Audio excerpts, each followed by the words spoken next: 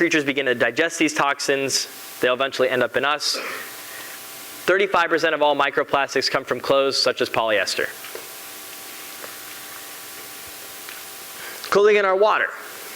So it takes 3,000 liters of water to create one shirt.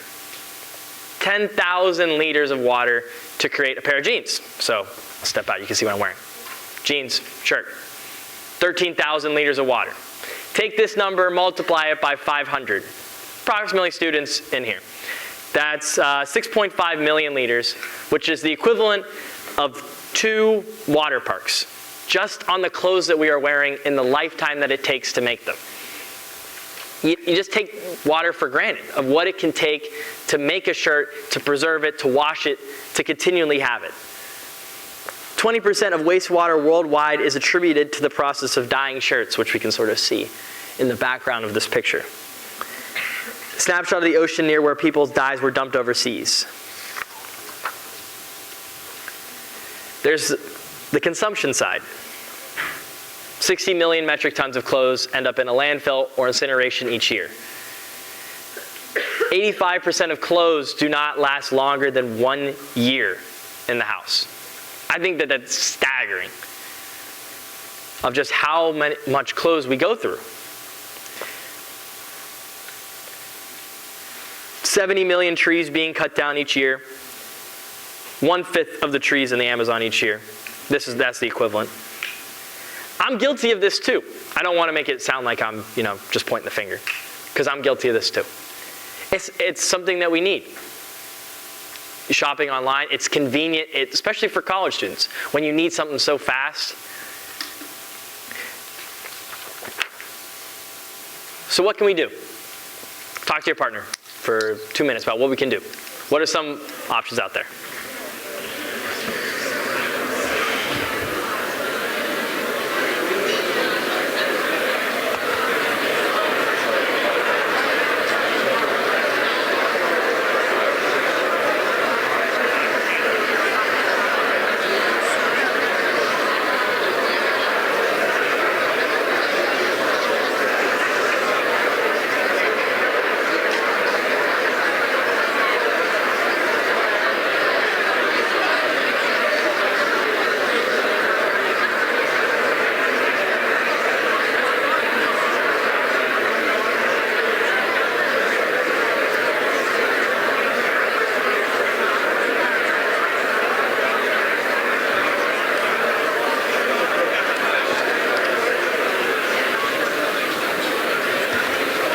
Okay. If we could get some mics out, that would be great. I would love to hear from you guys. Does anyone have anything? About what we can do? Joel up here. Oh, okay. Where?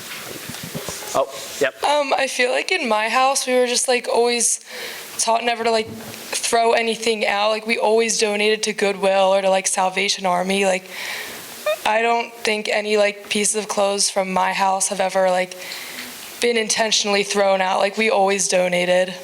Yeah. Thank you. That's great. Oh, yeah. Hi.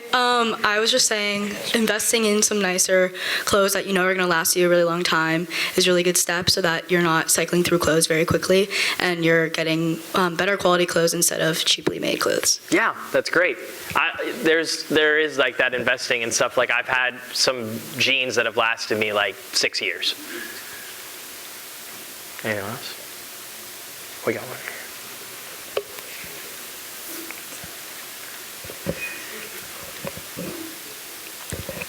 I think the process of upcycling clothing and mending it when it's broken or has a hole in it has kind of gone extinct these days. I feel like if there's a hole in our jeans, instead of patching it up or sewing it shut, we just throw them out and buy a new pair. And I think maybe if schools taught us better how to sew and how to fix things, then we could combat that. Yeah, I have been meaning to learn how to sew for 3 years. I don't even know where to start. I got this hole in my shirt that I just refuse to sew. It's just a hole. But that's a good point. Yeah.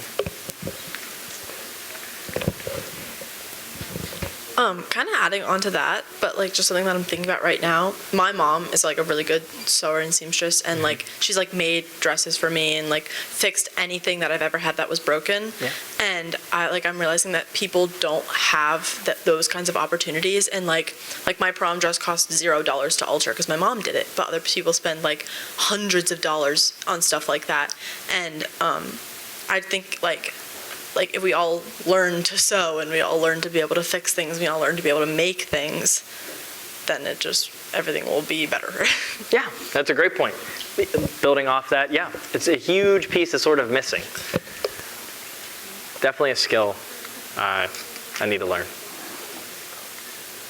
Yeah, Maddie. I think it's also wise to buy basics, like things that you can just wear every day. Like you don't need a brand new outfit every single day, but instead like a black t-shirt can get you pretty far. Yeah. There's like those fundamentals. Yeah. You guys hit on like everything I've written down, which is Goodwill, Salvation Army. There's also Earth 911. We talked about Earthly last week. Patagonia and North Face, again, higher quality, making clothes from regenerative cotton. There's zero waste patterns out there. There's local reuse. There's like Etsy that will do that for you. Wool, cotton, linen, or silk can be made into compost. So there are things out there. I know sometimes it feels like a lot weighing down on you, and that's not my purpose. Nobody is perfect with this. It usually starts with taking just a small step. I write this on all my students' journals. Change starts local with small baby steps. Starts with a change that impacts you and then your friends and then your community. This is a great sort of example of last year I had tie-dyed and donated clothes with my TA group and my sort of LC group. And we had taken all these clothes and we had given them new life and donated them. So that was just a great way of, having felt like a small impact for us, but it definitely had a huge impact on others. We talked about Earthly last week, another great resource with Jordan's company, just an amazing resource to look at as well. And then the other type of shelter that we typically think about is our house, our home. The history, animal skins used to also be used for clothing, but also our shelter. An evolution from this to this. This isn't my house, this is Jen's house, which was built in the mid-1800s. This is my house, which was built in the year 2000. It's just my mom, my dad, and I. This was taken on a spring day. So the evolution of what we need, right?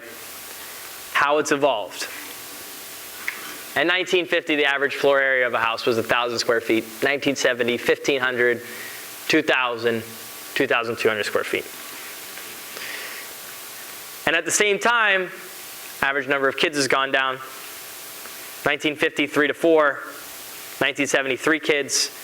2002 kids, 2021, 1.93 kids. Type of shelter do vary widely in our country, but this is a general trend. Now in 2021, the average American house is 2,500 square feet. Most homes being built today are even more. 10% of new homes are 4,000 square feet or more. And generally there are fewer people per house. More square footage, but less people. So Ben has a quick video to show you guys from this book, The Future We Choose, Surviving the Climate Crisis.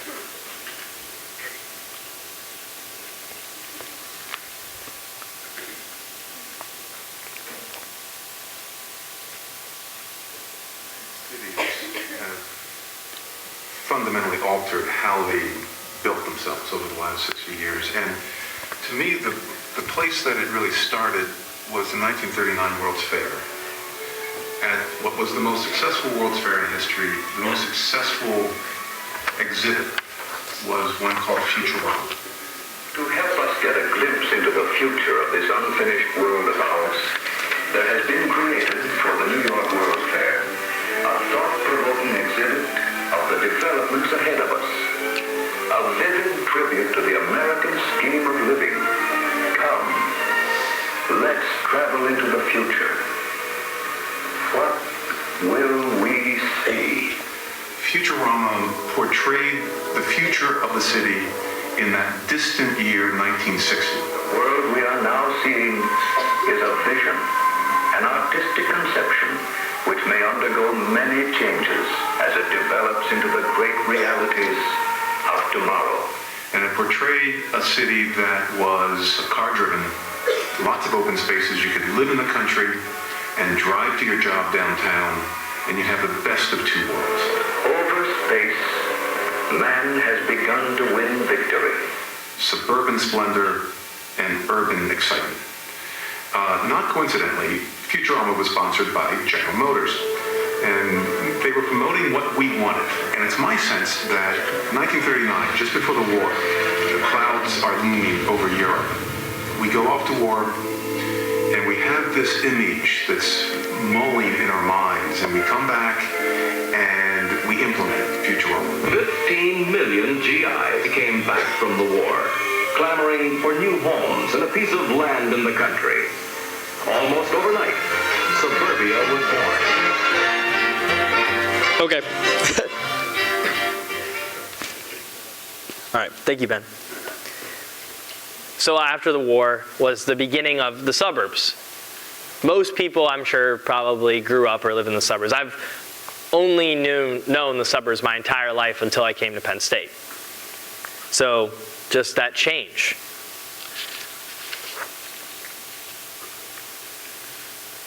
This is what suburbia looks like. This is what my neighborhood looks like. But another piece of the suburban area is the suburban lawn. If anyone has had Lucy McLean for SUS 200, this is her thing. I'm always asked if there's any classes similar to BiSci 3, and my number one answer is Sustainability 200. Her biggest thing is the suburban lawn, the pesticides that are used. And you see this sign all the time, and this sign goes up in my neighbor's lawn like every month.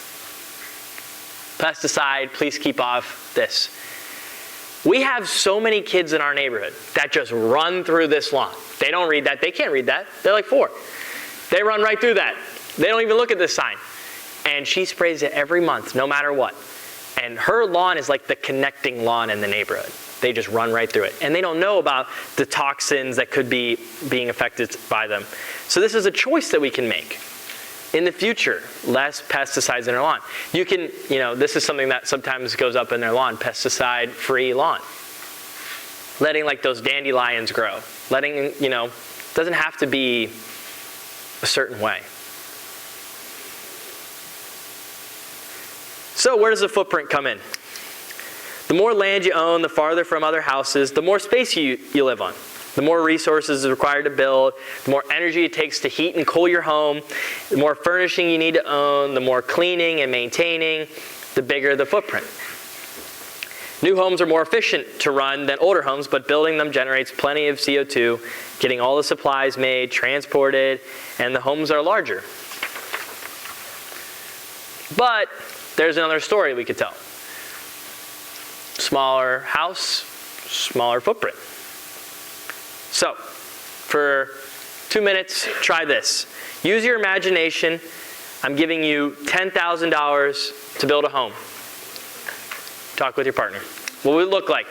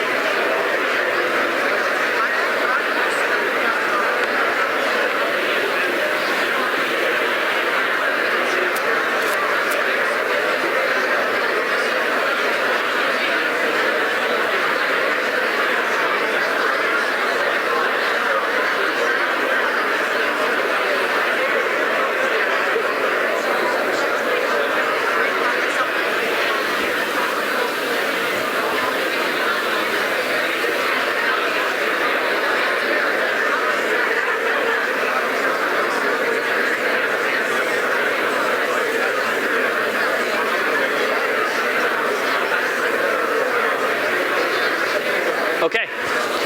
It would be great to get some mics out, please. I would love to hear from you guys. What does your house look like for $10,000? Get up here. Are you Ethan's brother? I am. Oh my gosh. Yeah, we got one up here. Oh, one over there as well. Yeah, let me hear. Am I good? All right. I said that I'd buy one of those sheds from Home Depot and like put insulation in it. Yeah. And just live in the woods, maybe. I don't know.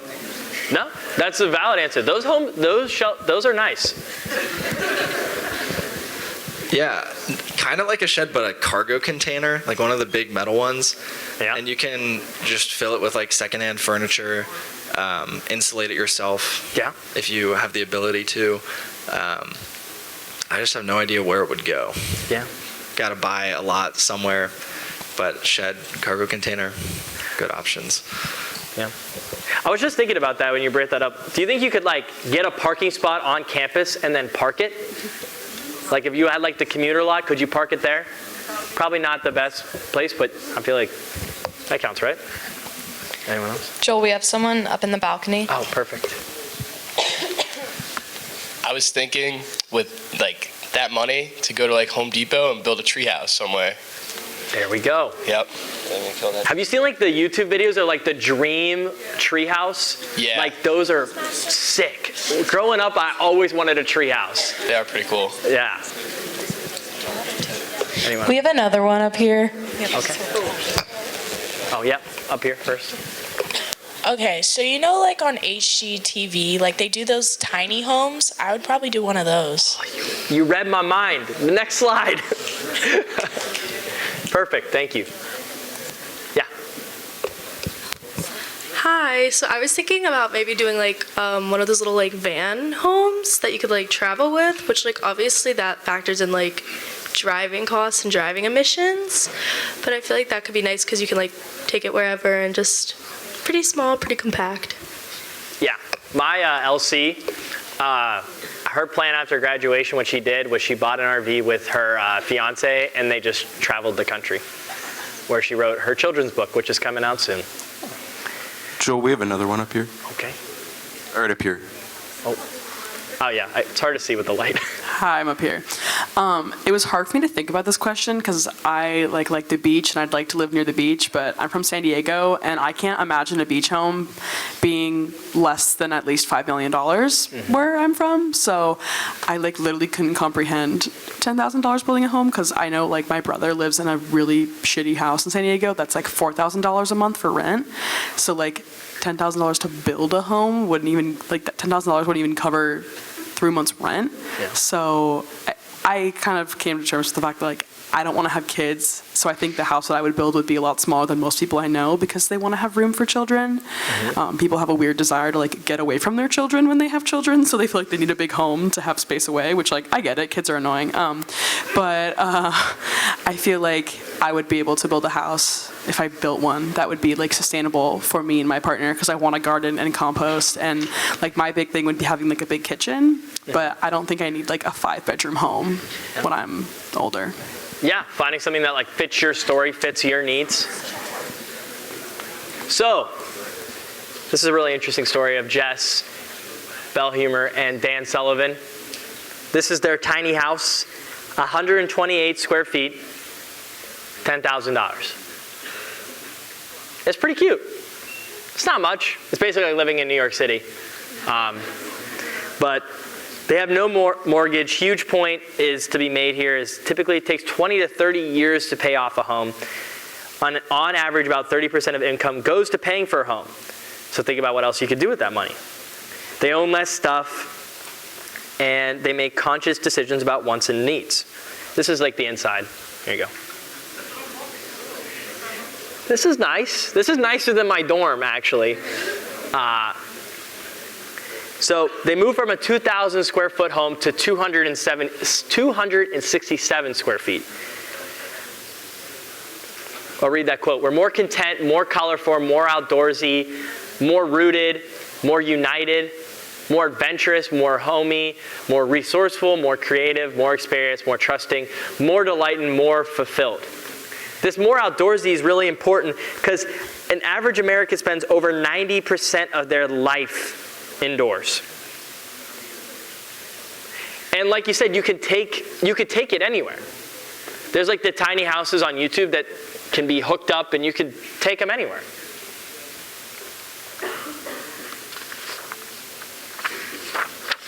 Who thinks that they could live in one of these? Raise your hand. See? It's a different story, right?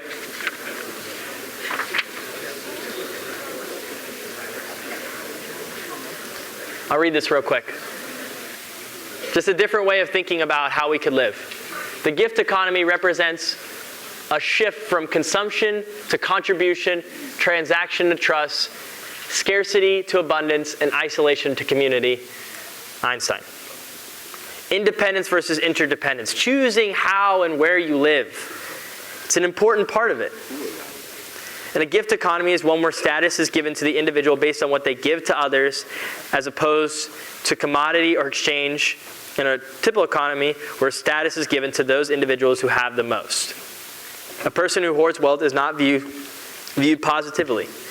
This isn't supposed to make you feel bad for wanting money or wanting, what your version of success is, but it's another way of thinking about it.